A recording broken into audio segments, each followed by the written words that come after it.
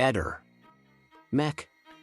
Pallister. Abbiamo parlato al telefono con Bruno Fullin, collega di lavoro della Resinovic Liliana e persona citata da Visintin Sebastiano nelle dichiarazioni da lui rese il 23 dicembre 2021. Il Fullin ha comunicato di non essere in grado di riferire alcunché circa la sua collega ed amica, in quanto i suoi contatti telefonici con la donna risalgono a circa 6-7 mesi fa. Per quanto sopra, non sarà sentito in procura. Il 30 dicembre abbiamo parlato di nuovo con Laura Grassi e Gabriella Micheli.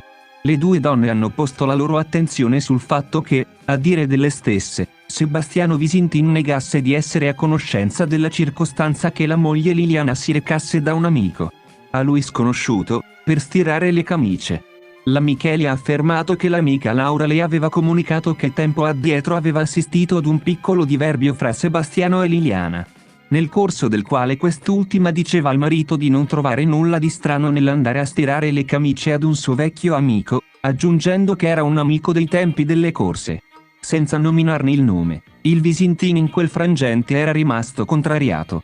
Micheli Gabriella ha aggiunto che tramite l'ausilio di tale Risuleo Arturo si era fatta mettere in contatto telefonico con una certa Adriana, persona che era stata ospite alla cena avvenuta la sera del 13 dicembre 2021 alla quale aveva partecipato la coppia Resinovic-Visintin. Alla donna aveva chiesto se ricordasse la borsa ed il giubbotto che portava Liliana quella sera, ma questa non era stata in grado di specificarlo, in quanto si dichiarava persona con poca memoria. La Micheli aveva insistito sul particolare comunicando all'interlocutrice che questa cosa le appariva importante e le aveva chiesto se per caso poteva saperlo Miaela, ossia la padrona di casa, che aveva organizzato la cena. Adriana le aveva riferito che quest'ultima al momento si trovava in Romania e che avrebbe provveduto a contattarla tramite WhatsApp. Poco dopo Adriana l'aveva richiamata telefonicamente e le aveva comunicato che era riuscita a parlare con Miaela. Quest'ultima le aveva comunicato di non ricordare il colore della borsa, ma un particolare. Quando i coniugi Visintin Resinovic si erano congedati al termine della cena, Sebastiano, nel corridoio di casa, aveva inserito nella borsa della moglie un coltello e quindi Miaela aveva presunto che la borsa potesse essere rettangolare.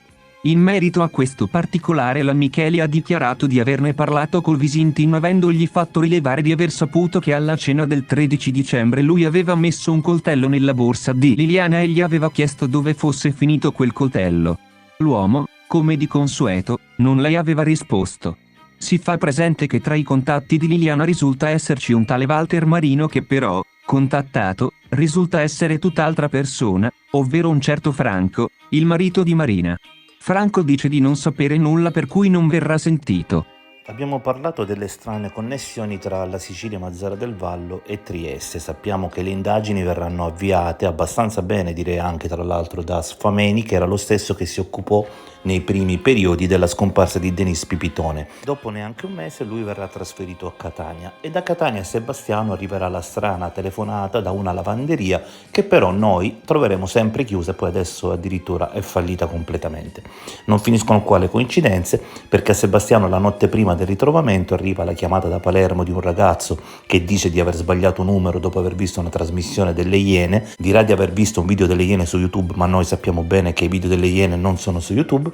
Chiamerà Sebastiano. Questo ragazzo si chiama Assaro e ci ricorda molto Dassaro, il pentito, che tra l'altro era il marito della sorella di Pulizzi, che disse che Denise era stata uccisa dalle parti dell'aeroporto di Punta Raisi. Anche lui tra l'altro abitava a Palermo come questo ragazzo. E come se non bastasse, oggi nella vicenda entra un altro cognome noto a chi ha seguito il caso di Denis Pipitone. Marino era il nome di tutta la famiglia che aveva sposato Giacomo Maggio, la sorella di Piera.